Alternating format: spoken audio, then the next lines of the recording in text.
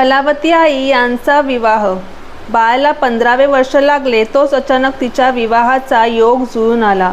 एके दिवशी सीतामाई बाबूरावांना म्हणाल्या, अहो आपली बाळ सकाळी उठल्यापासून रात्री निचेपर्यंत एकसारखी देवदेव करीत असते, तेव्हा लग्न झाल्यावर हिचे संसारात मन रमेल ना?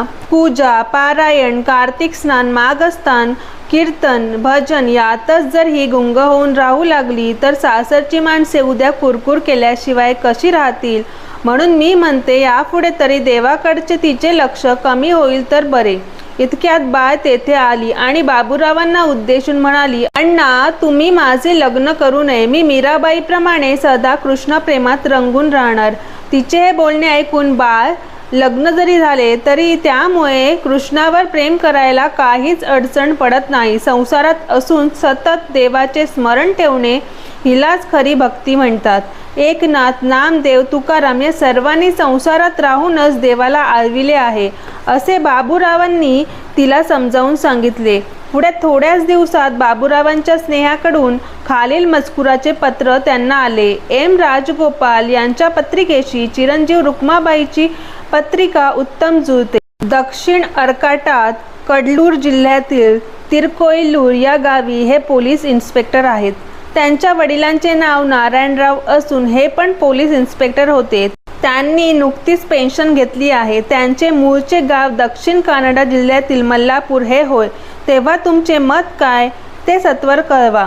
पत्र पाहताच बाबूरावांना पूर्णानंद स्वामींच्या वचनाची आठवण झाली. त्यांनी लगेच मुहूर्त ठरवून परत टपाली त्यांना पत्राचे उत्तर पाठविले. 8 दिवसात लग्नाची सर्व तयारी झाली. लग्नाच्या आदल्या दिवसापर्यंत वऱ्हाडी मंडळींनी एकमेकांना पाहिलेही नव्हते. इतकेच नव्हे तर वधूवरांनी देखील अंतरपाट बाजूला सारल्यावरच एकमेकांना पहिल्यांदा पाहिले. रुक्माबाईंच्या चेहऱ्यावर लग्नाचा आनंद म्हणून एक निराळा असा दिसत नव्हता.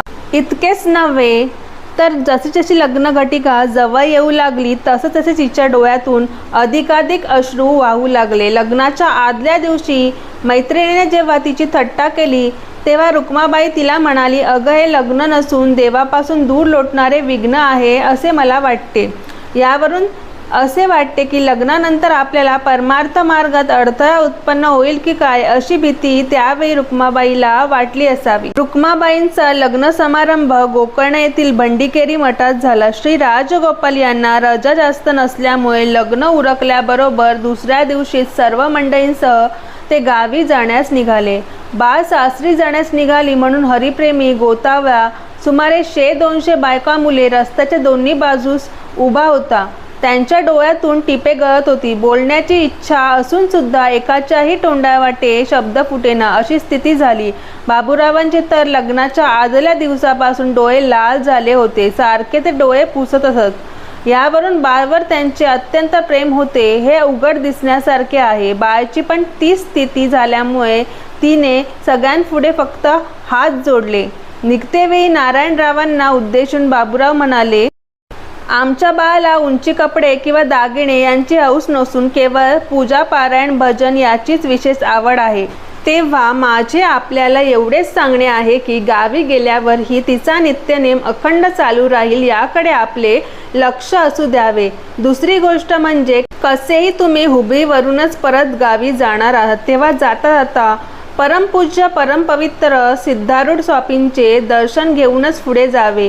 हे बाबूरावांचे बोलणे नारायणरावांना पसंत पडले. नारायणराव म्हणाले, आमच्या तिकडचे सर्व लोक तमिळ भाषा बोलणारे असल्याने रुक्माबाईला 5-6 महिने तरी जड होणार. बाबूराव म्हणाले, मी खात्रीपूर्वक सांगू शकतो की 1 महिन्यात ती तिकडची भाषा शिकून काढील.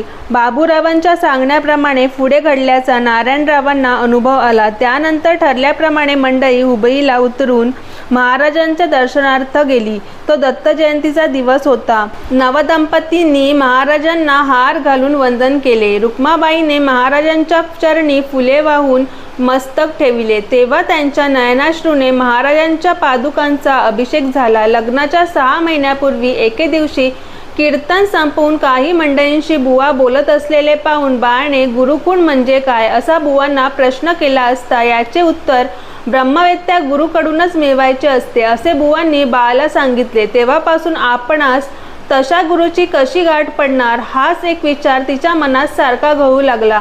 पण आपला तो विचार तिने कोणापुढेही प्रकट केला नव्हता.